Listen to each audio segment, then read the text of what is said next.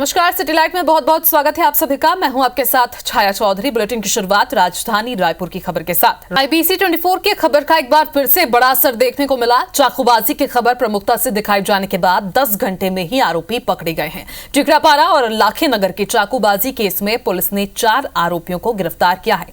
टिकरापारा के आरोपियों ने चाकूबाजी के बाद इंस्टाग्राम में वीडियो पोस्ट किया था। पुलिस ने आरोपियों का मुंडन कर मुर्गा बनाया और जुलूस भी निकाला गया। मौके का जायजा लिया है IBC 24 के संवाददाता संदीप शुक्ला ने। IBC 24 की खबर का बड़ा असर हुआ है। 4 आरोपी आपको फ्रेम में दिख रहे होंगे। ये 2 आपको बता दूं कि लाखेनगर चौक पे इन्होंने पुरानी रंजिश के तहत 2 लोगों को रोका था, लूट की थी, उसके बाद चाकू भी मारा था, सर पे टाइल्स भी फोड़ा था।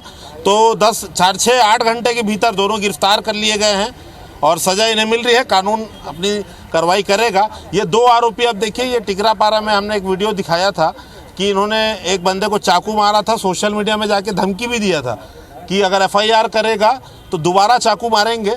फिर पता लगा कि इन्होंने 1 नहीं 3 लोगों को चाकू मारा था। और बनाओगे रेल? नहीं बनाएंगे सर।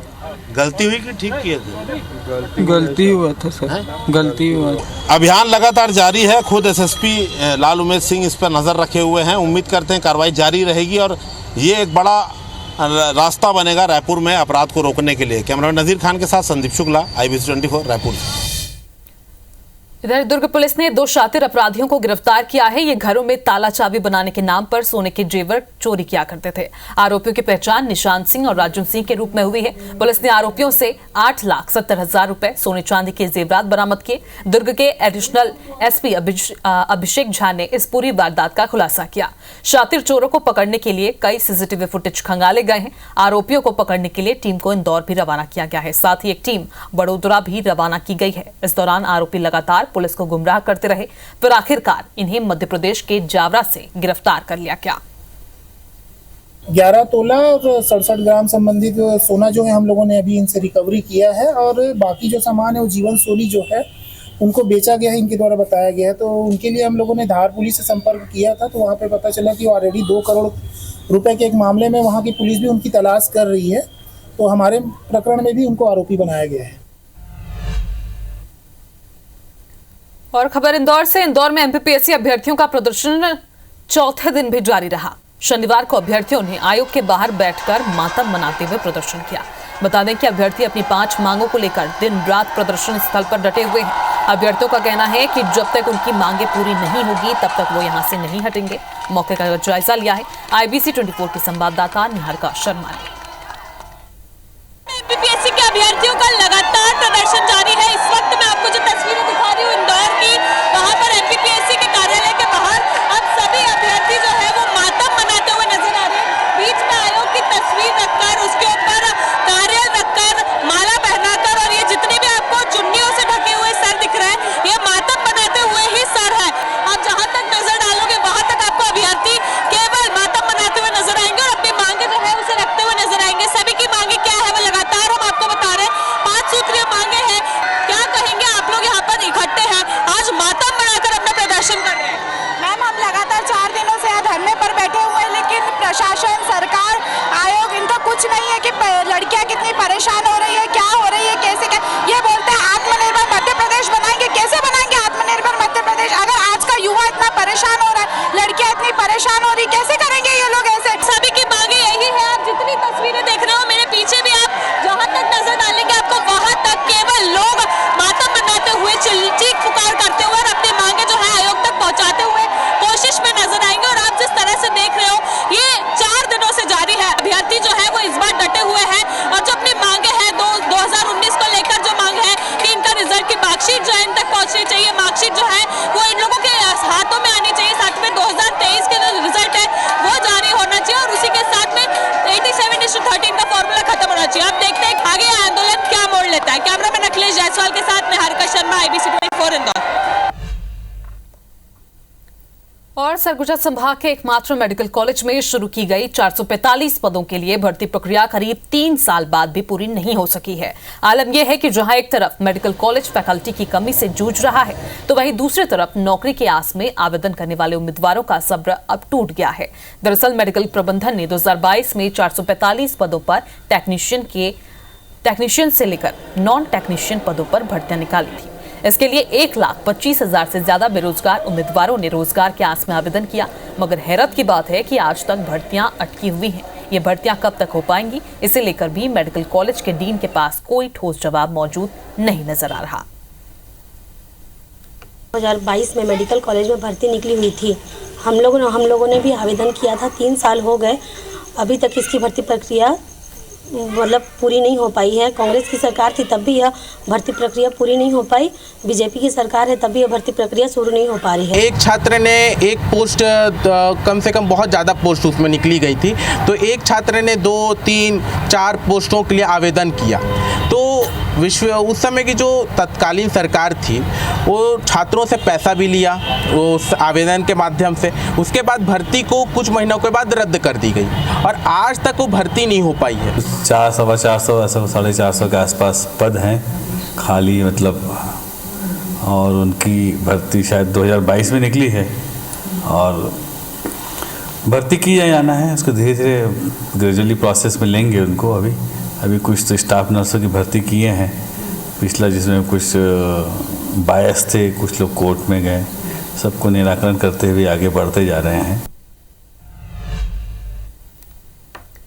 राजधानी भोपाल में नगर निगम प्रशासन ने अब अवैध रूप से संचालित किए जा रहे मैरिज गार्डन्स के खिलाफ कार्रवाई का मूड बना लिया है। इसको लेकर निगम प्रशासन की ओर से पूरी रणनीति भी तैयार कर ली गई है। पेश है रिपोर्ट। भोपाल के अवैध मैरिज गार्डन पर नगर निगम जल्द ही बड़ी कार्रवाई करने जा रहा है। निगम 1 हफ्ते के अंदर शहर के मैरिज गार्डन का सर्वे करेगा।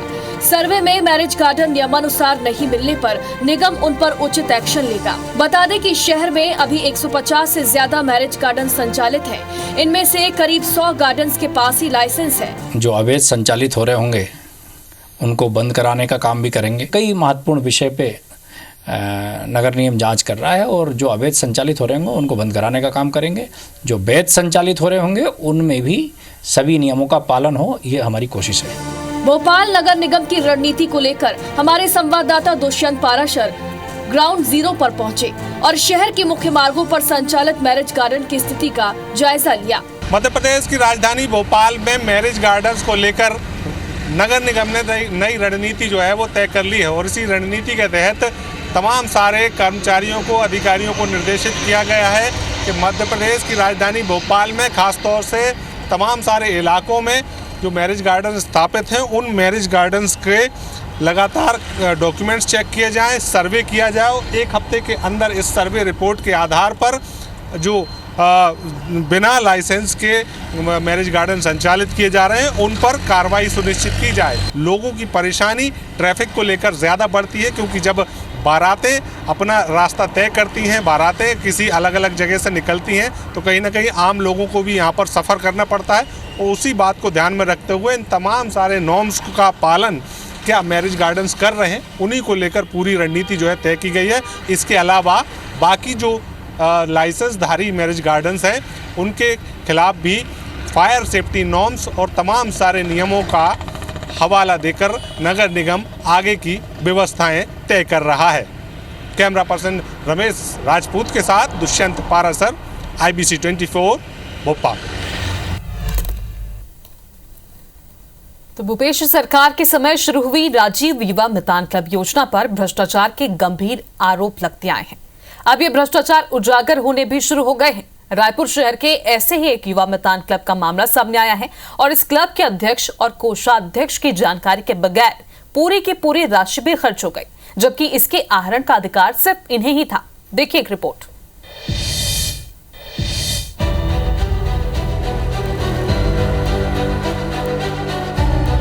छत्तीसगढ़ में भूपेश बघेल सरकार के समय युवाओं को सांस्कृतिक खेल कूद कार्यक्रमों से जोड़ने के लिए राजीव गांधी युवा मैदान क्लब योजना की शुरुआत की गई थी, लेकिन शुरुआत से ही इसमें बड़े पैमाने पर भ्रष्टाचार के आरोप लगने शुरू हो गए थे। अब ऐसे मामले सामने भी आने लगे हैं। रायपुर नगर निगम के जोन 9 के अंतर्गत 7C क्लब का मामला ऐसा ही है। यहाँ योजना के नाम पर 1 साल में 4 किश्तों में 1 लाख रुपए मिले। इसका क्या हुआ, सबसे पहले क्लब के अध्यक्ष और कोषाध्यक्ष को सुनिए। ये जो क्लब बना तो क्लब में फंड भी आता था, 1 साल में करीब 1 लाख रुपए भी गए होंगे। तो आए थे आपके पास पैसे, क्या इस्तेमाल किया? मैंने आज तक न देखा हूँ, न आज तक गया हूँ, न आज तक निकाला हूँ। अच्छा, हाँ। मैं कुछ भी नहीं जानते? कुछ नहीं जानता। लेकिन आप तो अध्यक्ष हैं, आप ही के नाम से वो पैसा आता हो। काम करने वाले आदमी को जबरदस्ती बैठा देंगे तो मैं क्या करूँगा? अच्छा, आप लोग नहीं निकाले ना? नहीं तो फिर फंड वगैरह कैसा हुआ? उसी में था कि खर्च वगैरह हो गया? हम लोग तो किए नहीं है, वो अकाउंट में ही था वो। हेलो, अकाउंट में ही था बोल रहा हूँ भैया। अकाउंट में ही था? हाँ, अब पता नहीं है उसको क्या किए हैं कैसे नहीं किए हैं, अब हम लोग तो निकाले हैं नहीं है। आपने सुना, ये साफ कह रहे हैं कि इन्होंने फंड के 1 रुपए का भी इस्तेमाल नहीं किया है। उल्टे ये तो क्लब से जुड़ना भी नहीं चाहते थे। किसी नगर निगम से जुड़े व्यक्ति ने आधार कार्ड और मोबाइल नंबर लेकर इन्हें पदाधिकारी बना दिया। राजीव युवा मितान क्लब योजना का नियम कहता है, क्लब के खाते में सरकार से जो भी राशि आती थी उसे अध्यक्ष और कोषाध्यक्ष ही निकाल सकते थे। जब जोन कार्यालय से क्लब की ऑडिट रिपोर्ट निकलवाई गई तो उसमें पूरी की पूरी राशि खर्च बताई जा रही है। देखिए ये ऑडिट रिपोर्ट की कॉपी।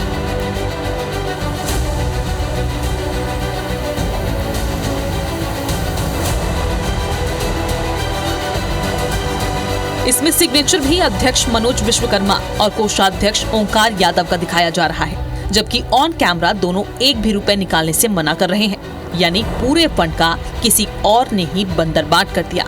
जब IBC 24 की टीम निगम के अधिकारियों से इस पर सवाल करने पहुंची तो छोटे से लेकर बड़े स्तर के अधिकारियों ने कुछ भी कहने से इनकार कर दिया। रायपुर शहर में जो राजीव युवा मितान क्लब गठित किए गए थे उसे नगर निगम के अधिकारी की देखरेख में चलना था, लेकिन अब इस गड़बड़ी के उजागर होने के बाद जोन से लेकर नगर निगम मुख्यालय तक का कोई अधिकारी कर्मचारी इस पे कोई बोलने को तैयार नहीं है, क्योंकि सबको पता है इसमें बड़े पैमाने पर भ्रष्टाचार हुआ। कोई काम की उपयोगिता सर्टिफिकेट जमा नहीं कराई गई और किस्त पर किस्त जारी कर दिए गए, और अब जब मामले का खुलासा हो रहा है तो अधिकारी बसते नजर आ रहे हैं। वहीं इलाके की पार्षद भी आरोप लगा रही है कि पूरे फंड का बंदरबाट हुआ है, क्योंकि पार्षद होने पर भी उन्हें नहीं पता कि कब क्या आयोजन किया गया। उनका क्लब था, 1 लाख रुपए आता है करके सुनते थे। अब वो क्या करते हैं क्या नहीं उस 1 लाख में, इसमें हम भी इंटरेस्ट नहीं दिखाते थे। मुझे लगता है कि इसमें भी सरकार अभी जांच कर रही है, और निश्चित रूप से अगर लगेगा कि बड़े स्तर की जांच करने की आवश्यकता है तो निश्चित रूप से अन्य एजेंसी से जांच भी सरकार कराएगी। भारतीय जनता पार्टी की सरकार ने सिर्फ बदनीयती पूर्वक और युवाओं के हितों को दरकिनार करके राजीव युवा मितान क्लब को बंद कर दिया।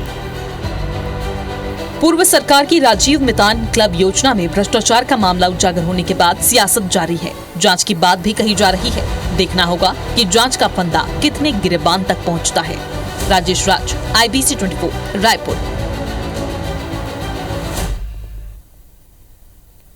और वहीं ग्वालियर में पुरानी रंजिश के चलते 4 बदमाशों ने ट्रांसपोर्टर के घर पर ताबड़तोड़ फायरिंग कर दी और फरार हो गए। मामला हजीरा थाना क्षेत्र के न्यू कॉलोनी का है। यहाँ रहने वाले सोनू पॉल ट्रांसपोर्टर हैं। वो देर रात खाना खाने के बाद सोने की तैयारी कर रहे थे, तभी अजीत तोमर ने उन्हें फोन किया और कहा कि तुम उसकी हत्या कराने की साजिश रच रहे हो। इसके कुछ ही देर बाद अजीत तोमर 3 लोगों के साथ सोनू पॉल के घर पहुंचा और गाली गलौज करना शुरू कर दिया। वहीं शोर सुनकर सोनू पॉल बाहर आया तो चारों ने फायरिंग शुरू कर दी। हालांकि वो बाल बाल बच गया। फिलहाल पुलिस ने चारों बदमाशों के खिलाफ हत्या के प्रयास का मामला दर्ज कर लिया है। तलाश जारी है। जो सोनू पाल है वो भी पेशे से हजीरा थाने में स्टी सीटर है, और जो व्यक्ति हैं वो भी अपराधी रिकॉर्ड वाले आरोपी किस्म के व्यक्ति हैं। तो उनके बीच में किसी बात को लेकर लगातार विवाद चला आ रहा है पुराना, जिस पर से उन्होंने आवेश में आकर के उसको धमकाने के उद्देश्य से फायर किए हैं। कुल 5 की संख्या में फायर किए गए, जिसमें 4 लोग स्पष्ट तौर पे मूवमेंट करते हुए दिख रहे हैं।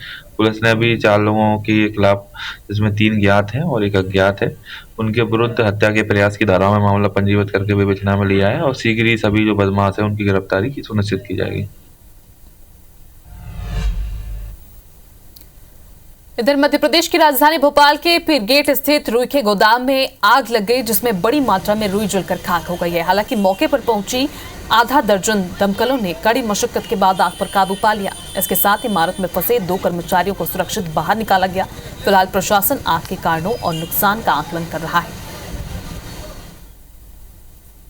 मध्य प्रदेश की राजधानी भोपाल में रुई के गोदाम में आग लगी है, और आग लगने के बाद यहाँ पर आधा दर्जन दमकल मौके पर पहुंची, और जिनके बाद आग पर काबू पाया गया। लेकिन जिस तरीके से नुकसान की बात की जाए तो फिलहाल नुकसान का अभी आकलन नहीं किया जा सका है। लेकिन अगर दूसरे हिसाब से देखा जाए इस पूरी घटना को, तो इस कंजेस्टेड इलाके में जिस तरीके की इमारतें यहाँ पर निर्मित हैं, उसके चलते कहीं ना कहीं हादसे लगातार होने की संभावना यहाँ पर बनी रहती है। और ये पूरी रुई की गोदाम थी, ये रुई बाहर निकाली गई है और जिस तरीके से लगातार जो फायर ब्रिगेड के कर्मचारी हैं वो लगातार यहाँ पर पानी की बौछार कर रहे हैं ताकि थोड़ी मोड़ी भी आग जो है वो वहाँ पर नहीं बचे। और यहाँ पर जो 2 लोग कर्मचारी थे यहाँ पर रुई के गोदाम के, वो भी उस पूरी बिल्डिंग में ऊपर फंसे हुए थे, उनको भी सुरक्षित इस बिल्डिंग से फिलहाल निकाल लिया गया है। और नुकसान का आकलन जो है अब तक नहीं हो सका है, लेकिन आग पर पूरी तरीके से काबू पा लिया गया है। पूरे तरीके से लोगों को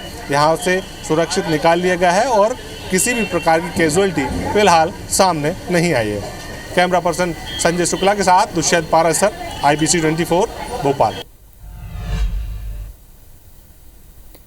और खबर कोंडागांव से, जहां पर जिला अस्पताल के MCH के पीछे आग लग गई है। ट्रांसफार्मर में हुए शॉर्ट सर्किट से आग लगने की आशंका जताई जा रही है। मौके पर सिटी कोतवाली पुलिस भी पहुंच चुकी है। आग पर काबू करने की कोशिश की जा रही है।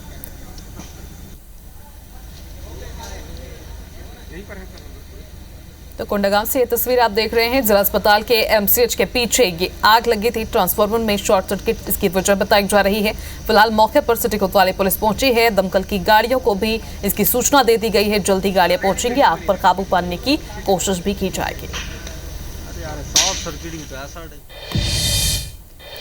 और उज्जैन में मुख्यमंत्री डॉक्टर मोहन यादव ने 46 करोड़ रुपए की लागत से बनने वाले IT पार्क का भूमि पूजन किया। यह IT पार्क इंदौर रोड स्थित इंजीनियरिंग कॉलेज के सामने बनाया जा रहा है। CM ने कहा कि इस IT पार्क के बनने से क्षेत्र के युवाओं को रोजगार के नए अवसर मिलेंगे। पहले युवाओं को IT सेक्टर में नौकरी के लिए अन्य शहरों में जाना पड़ता था, लेकिन अब उन्हें अपने ही शहर में काम के बेहतर अवसर मिलेंगे। CM ने यह भी बताया कि उज्जैन के साथ साथ इंदौर, भोपाल, ग्वालियर और जबलपुर में भी IT सेक्टर को बढ़ावा देने की योजना है। बता दें कि IT पार्क लगभग 1 लाख स्क्वायर फीट से अधिक क्षेत्र में बनाया जा रहा है, जिसकी बुकिंग पहले ही पूरी हो चुकी है। IT के बच्चों को भी ये सौगात मिले और नई टेक्नोलॉजी की दृष्टि से हमारी अपनी मध्य प्रदेश की गिनती और आगे बढ़े और यहाँ जो इंजीनियरिंग के बच्चे हैं उनकी अपनी प्रतिभा मेधा का उपयोग समाज के साथ उनके जीवन को बदलते ले, देश और दुनिया में उनकी अपनी गिनती हो। और उज्जैन से खबर, जहां पर विश्व ध्यान दिवस पर कार्यक्रम आयोजित किया गया। CM डॉक्टर मोहन यादव कार्यक्रम में शामिल हुए। तस्वीरें आप देखिए, उज्जैन की तस्वीर है। विश्व ध्यान दिवस पर कार्यक्रम का आयोजन किया गया, जहां पर CM डॉक्टर मोहन यादव शामिल हुए।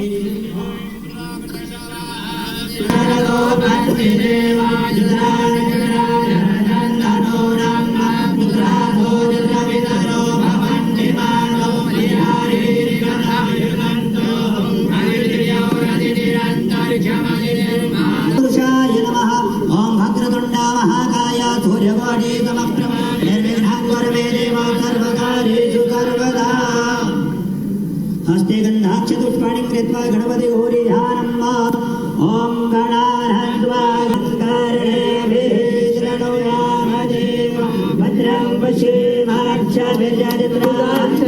संयुक्त राष्ट्र संघ ने 21 दिसंबर यानी कि आज विश्व ध्यान दिवस के रूप में मनाने की घोषणा की, जिसके बाद उज्जैन में भी आयोजन किया गया है, जहां मध्य प्रदेश के मुखिया भी शामिल हुए हैं। और जो प्राचीन भारतीय ज्ञान की वैश्विक स्वीकृति है,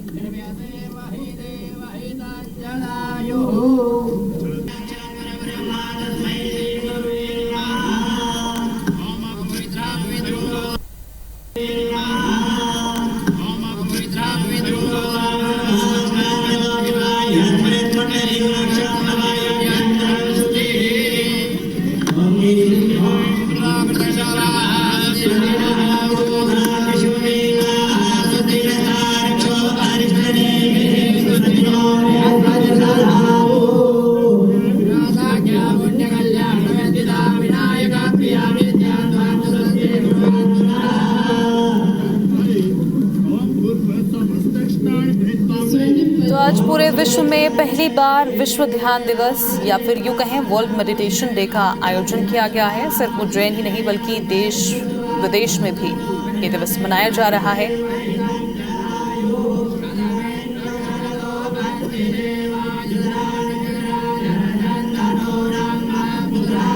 इसी आयोजन को मनाने के लिए विश्व ध्यान दिवस के अवसर पर उपलक्ष्य में वैश्विक शांति और सद्भाव के लिए ध्यान कार्यक्रम का आयोजन भी उज्जैन में किया गया है, जिसकी तस्वीरें आप देख पा रहे हैं।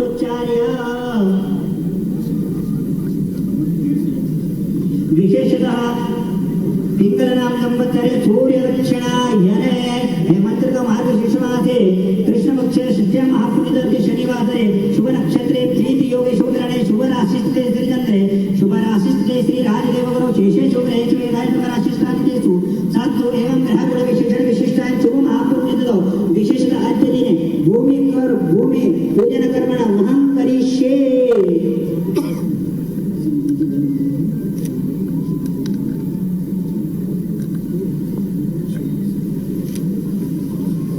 ये अनुपम अवसर है जिसको हम साक्षात देख रहे हैं माननीय मुख्यमंत्री जी के तो आज प्रदेश में लाखों लोगों ने आध्यात्मिक संस्था हार्टफुलनेस के तत्वावधान में सामूहिक ध्यान किया। इस अवसर पर समाज के हर वर्ग के ज्यादा से ज्यादा लोग इस ध्यान में जुड़कर इसका हिस्सा बने, अभ्यास किया। उज्जैन में भी ग्रुप मेडिटेशन में शामिल हुए सीएम डॉक्टर मोहन यादव, जिसकी तस्वीर तो फिलहाल आप देख ही रहे हैं। इसके साथ ही उज्जैन ही नहीं बल्कि देश विदेशों में भी आयोजन किया गया। प्रदेश के विशेष ध्यान शिविरों में हार्टफुलनेस संस्था के प्रशिक्षकों से ने तनाव मुक्त और सहज सरल जीवन के लिए ध्यान का अभ्यास कराया है। संयुक्त राष्ट्र संघ ने हार्टफुलनेस संस्था के global guide Padma Bhushan Kamlesh D Patel ताज की पहल पर दुनिया भर में विश्व ध्यान दिवस का आयोजन किया था। तो सैटेलाइट में फिलहाल अभी के लिए इतना ही। आगे देखिए एक बुलेटिन पूरा अपडेट। नमस्कार।